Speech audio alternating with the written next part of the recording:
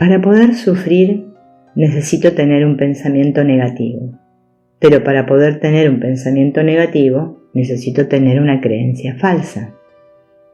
Y por supuesto esa creencia falsa, cuando se conecta con un evento externo que yo evalúo como malo, origina que el pensamiento inmediatamente active esa codificación mental y hace que el archivo de creencias falsas se abra y aparezca el sufrimiento. Si cambiara ese pensamiento voluntariamente y lo dirigiera a otra cosa, dejaría de sufrir. Cuando se modifica la creencia, inmediatamente se deja de sufrir. Al recordar cosas, abrimos archivos. Abrir archivos que puedan tener contaminación mental, pero para limpiarlos.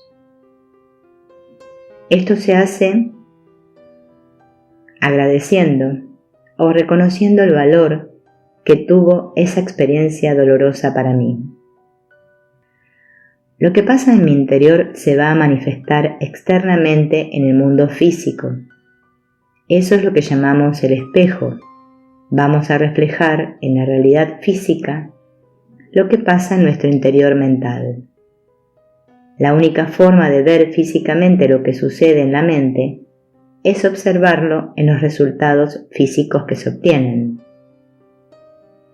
Cuando una persona tiene una tragedia en su vida, es porque su mente se ha llenado de información falsa, de creencias. No es posible generar una tragedia desde una mente sana, desde una mente sabia. Cuando sé que no sé, me dispongo a aprender lo que no sé, pero cuando creo que sé, inicio una lucha contra lo que creo que está mal y no me dispongo a aprender nada nuevo. Entro en conflicto porque ese es el nivel de la ignorancia. Sabiduría es verificar lo que sé o no sé para salir de la creencia. La creencia es lo que nos lleva a luchar contra lo externo porque creo que está mal. La sabiduría nos lleva a aprovechar lo que sucede externamente para aprender, enseñarlo o respetarlo. La confiabilidad comienza cuando yo soy confiable para mí. Eso significa que yo soy el mejor amigo mío. La persona que no es amiga de sí misma tiene poco atractivo personal porque piensa que no vale, que no merece, que no sirve, que no le cae bien a nadie y por supuesto eso es lo que va a suceder. Si soy buen amigo mío, pienso, soy una creación perfecta de Dios. ¿Quién no lo es? Y tengo todas las facultades y capacidades que Dios me dio. ¿Quién no las tiene? Y me dispongo a usarlas, primero para hacerme feliz y luego para compartir mi felicidad con los demás. Y me encanta dar lo mejor de mí y me abro a recibir lo mejor. Todos los seres humanos que me rodean son seres maravillosos y estoy dispuesto a ofrecerles a ellos todo mi respeto cuando se equivoquen, todo mi amor cuando me necesiten y toda mi capacidad de servicio en cualquier momento. Pero necesito que los demás lo sepan. Voy a dirigirme a los demás con una sonrisa, con una actitud agradable. Eso ya genera el primer nivel de atractivo. El segundo nivel de atractivo es cuando la persona tiene profundo compromiso. Lo que tenga que hacer lo haré con toda mi capacidad, mi constancia y mi estabilidad. Lo que la vida me ponga a hacer. Y el tercero es el servicio incondicional. Donde la vida me ponga, allí me sentiré feliz y allí daré lo mejor de mí sin condiciones y sin restricciones. El ego es todo un conjunto de creencias falsas, por lo tanto los pensamientos desde el ego nunca producirán satisfacción. Algunas personas confunden la autovaloración con ego. Eso es una mala definición, porque nos dijeron que egoísmo era pensar en mí, porque yo tenía que pensar en los demás sin esperar nada, y ahí fue donde me empobrecí. El egoísmo es cuando yo no acepto a los demás, cuando yo quiero cambiarlos para que se comporten como yo digo y yo quiero. Eso es el egoísmo. Y eso genera poco atractivo, porque cuando estoy frente a una persona que no estoy aceptando, eso no genera hacia él ni confiabilidad ni atractivo. Entonces el ego se disfraza de amor. Tú tienes que cambiar. Eso no es ningún amor, es una no aceptación del otro. La autovaloración es autoestima.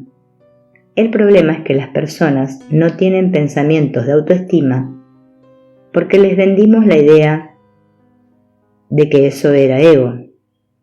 Como no quiero ser egoico, no puedo pensar en mí. Es que amor es dar todo sin esperar nada, y la mente se bloquea. Amor es dar siempre lo mejor de ti y abrirte a recibir todo. Lo único que se hace es el orden del universo, la voluntad del Padre. Si le pongo condiciones limitantes al orden del universo, es decir, quiero que las cosas sean como yo digo, cuando yo digo, donde yo digo y como a mí me gustan, va a suceder lo siguiente: desilusión. Puede ser cualquier cosa. Cuando pongo condiciones limitantes del quiero, el siguiente paso se llama desilusión, porque no sucede como yo quiero. La dualidad mental es la comparación de los términos, bien y mal. Juzgar las cosas como malas o buenas. Siempre estoy luchando para evitar lo malo y mantener lo bueno. Y esa dualidad mantiene un conflicto en mi mente. Es importante no mirar una situación externa como buena o como mala, sino mirarla como una experiencia necesaria, un suceso perfecto, un proceso perfecto para la evolución. Las cosas son necesarias y perfectas para aprender algo que no sé, o alguien no sabe, o son necesarias y perfectas para mejorar mi energía, o hacer algo que ya sé hacer o alguien ya sabe hacer. Cuando alguien me diga algo desagradable, voy a pensar, esa persona tiene todo el derecho de tener una opinión de mí. Es lamentable que tenga una opinión con la que ella se está sintiendo mal. El problema no es mío.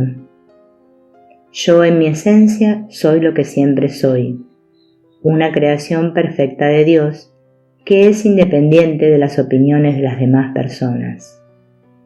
Ese es el pensamiento de cero sufrimiento ante las expresiones desagradables. Ese es el ejercicio de invulnerabilidad, de imperturbabilidad, de inofendibilidad.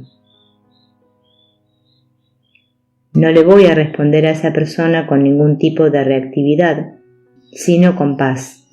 Le voy a responder en un tono muy suave.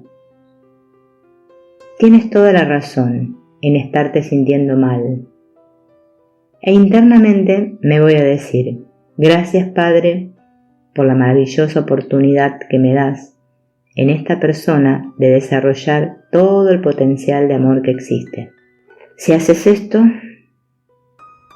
estarás frente a una de las mejores oportunidades que has tenido en muchas vidas para trascender un problema, el problema de tu ego.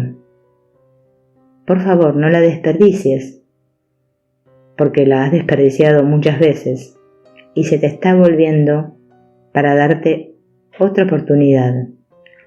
La sabiduría dice algo muy simple: hablar cuando se debe hablar y callar cuando se debe callar. Depende del propósito que tenga en mi interior. Si mi propósito es enseñarle algo, no podré permanecer callado, porque en el silencio no podré manifestar nada. Pero si mi propósito es enseñarle algo a alguien, primero tendré que verificar que esa persona está dispuesta a aprender, porque si no estaría violando la ley. Si la persona está dispuesta a aprender, tendré que hablarle amorosamente, pero si no está dispuesta a aprender, será inútil que yo hable al respecto con él. Él no me dio permiso para eso. En ese caso tendré que permanecer callado y el aprendizaje es para mí. A ninguno de nosotros nadie nos perjudica y nadie nos beneficia.